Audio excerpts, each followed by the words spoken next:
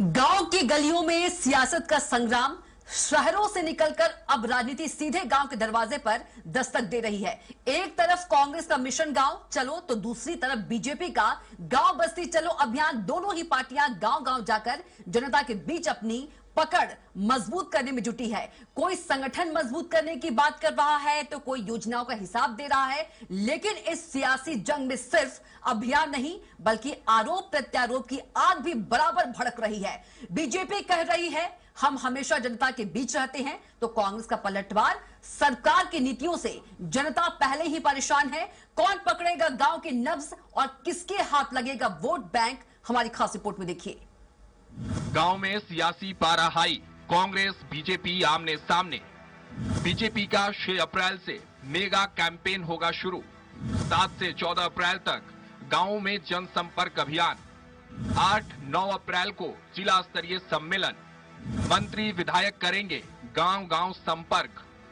कांग्रेस का बूथ से गांव तक संगठन मजबूत करने का प्लान। कांग्रेस बोली बीजेपी का अभियान मजबूरी।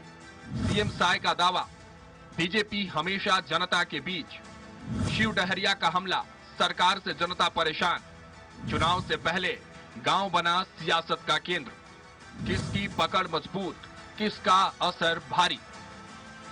गांव अब सियासत का नया रणक्षेत्र बन चुका है। कांग्रेस ने मिशन गांव चलो अभियान के जरिए संगठन को बूथ और गांव स्तर पर मजबूत करने की रणनीति बनाई है।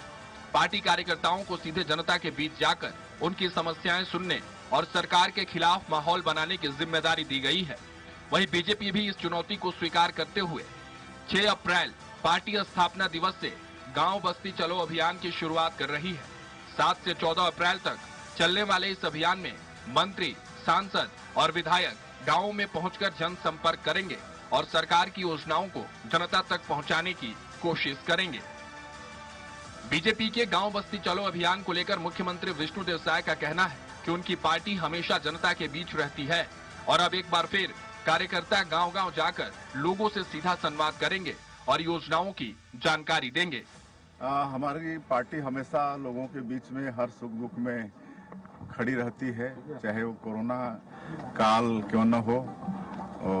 तो अभी भी 6 अप्रैल स्थापना दिवस है भारतीय जनता पार्टी का। उस दिन से 14 अप्रैल तक, 14 अप्रैल बाबा साहब भीमराव अम्बेडकर की जयंती है, तब तक हमारे संगठन के लोग गांव में जाएंगे, लोगों से मुलाकात करेंगे और पार्टी की रीति नीति और जो हमारी सरकार की उपलब्धियां हैं, योजनाएं हैं, उनको पहुंचाएंगे।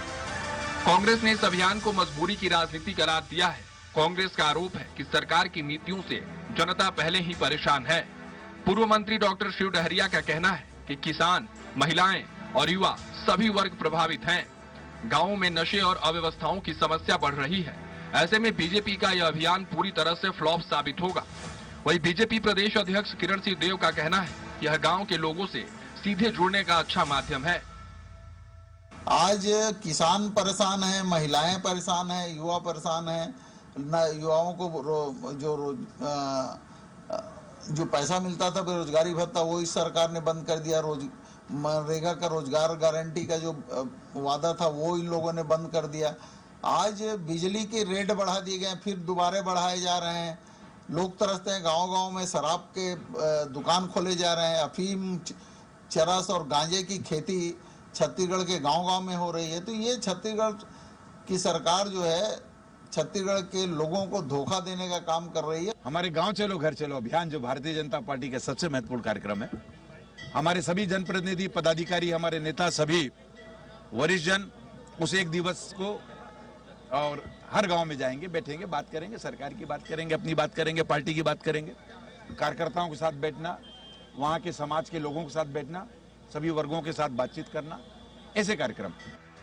गांव की सियासी जंग ने अब पूरी तरह रफ्तार पकड़ ली है। एक तरफ कांग्रेस मिशन गांव चलो के जरिए जमीनी पकड़ मजबूत करने में जुटी हुई है, तो दूसरी ओर बीजेपी गांव बस्ती चलो अभियान के साथ जनता तक सीधे पहुंचने की कोशिश कर रही है।